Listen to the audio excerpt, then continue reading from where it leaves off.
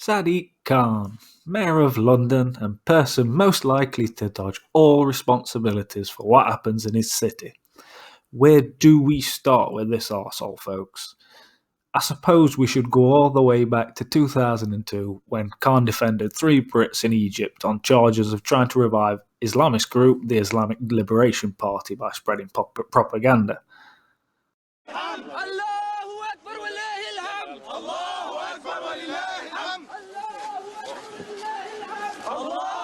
There is no evidence at all against the three British men.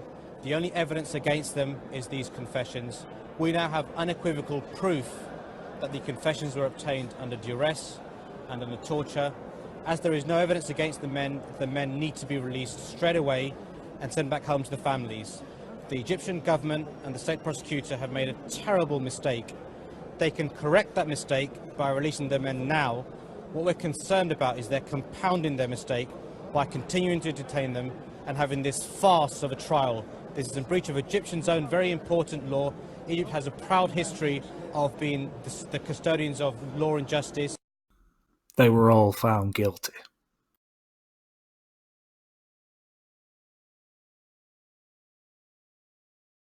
Now first off, let's squash a silly rumour. None of the men he defended here were 9/11 attackers. Khan has never defended a 9/11 attacker. He did not represent Musawi Zacharias, the 20th hijacker of 9/11, in any court at any time. That story is a complete fabrication. That doesn't mean that Khan hasn't defended some pretty fucking unsavoury characters. He just hasn't defended the 9/11 attackers. He's not an Islamist. He's just an unscrupulous bastard who will do anything for a sizable amount of cash and or fame.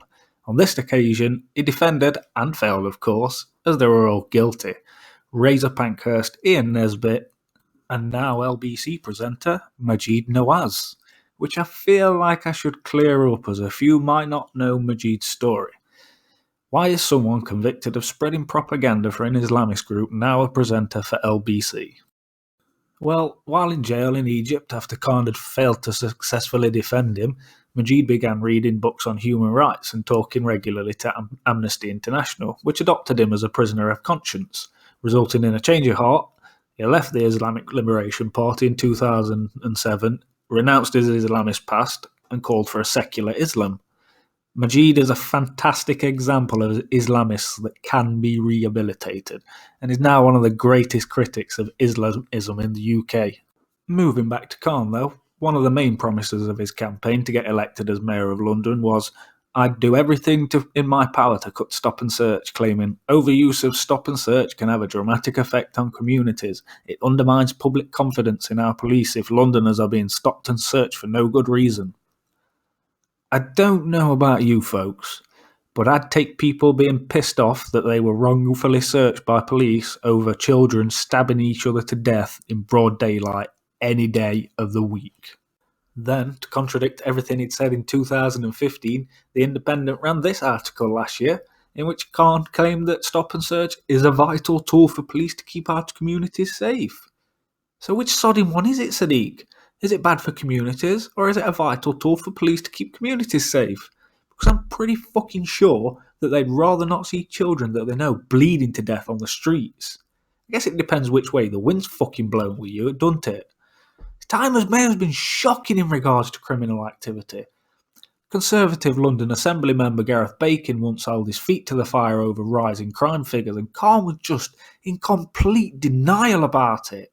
On the 2nd of June, you gave an interview to Niall Patterson at Sky News, and he asked you, to what extent then is it a matter of personal regret to you that London is less safe than when you took the job? And you responded, "Oh, it's not less safe, that's the first thing," and then you talked about the various things that you were doing. So I thought, well, that's interesting. So I had a look at the Metropolitan Police's statistics. And in 2015-16, for example, there were 21,361 robberies recorded. Last year, there were 35,216, which is an increase of 65%. In that light, Mr Mayor, do you think the state in London is not less safe than when you took over? Was an honest thing to say? I do. And you do? That's extraordinary. I'm very happy. It didn't end there. Another statistic for you then, which is a Metropolitan Police statistic. In 2015-16, there were 9,704 recorded knife crimes, and last year there were 15,003, which is an increase of 55%. Do you think that stating that London is not less safe than when you took over was an honest thing to say? I think we are safer. I think I'll give you one example where you can measure success in relation to the progress we're making to deal with terrorism. We're making big progress there. So in relation to homicides, in relation to under 25s who are injured by knife crime. So it depends which metrics you use. I mean, we can go around in circles here in relation to, there are some metrics where we're doing less well than before I became mayor, some metrics we're doing better. It's also the context nationally and internationally. So for example, you could look at what's happening. Okay, right. I'm not asking about national crime, I'm asking about crime in London for which the mayor is responsible for dealing with. So another statistic... I didn't want to subject you to too much of Khan's ramblings, but if you could be asked to listen to that, did you see the way that he dodged all responsibility and then subtly shifted the goalposts? He's got a PhD in talking bollocks. He's from the same school as Tony Blair. Another statistic, Mr Mayor, in 15-16 there were 1,804 gun crimes according to the Metropolitan Police. Last year there were 2,342, which is an increase of 30%. So again, do you think that saying that London is not less safe now than when you took over was an honest thing to say? I do.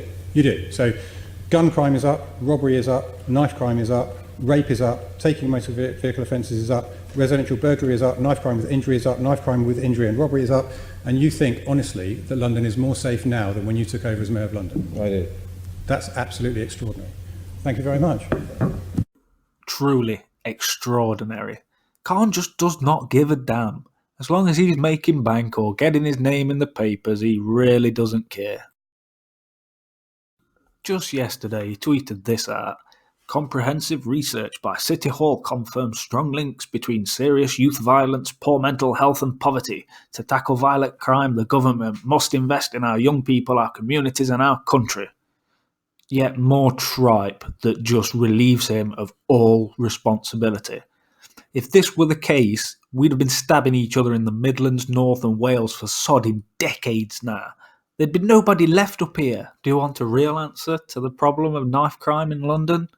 No politician would ever admit it because they just shout slogans for quick fixes and that wins them votes.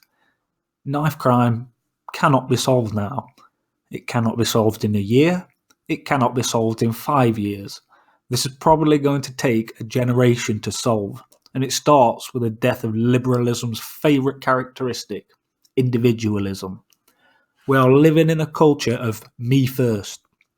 Our communities have been destroyed by 20 years of unchecked immigration that forced people that settled into these communities to move out because of rising rent and lack of social housing. I'm as atheist as they come, but the social and moral fabric that religion brought to this country is severely lacking. Family values are just totally out the window in pursuit of money, fame, or just shiny stuff. And it shows in a youth so determined to get these things that they're stabbing other kids to death for them. We need a strong family support system. We need strong communities where people know their neighbours and keep an eye out for them.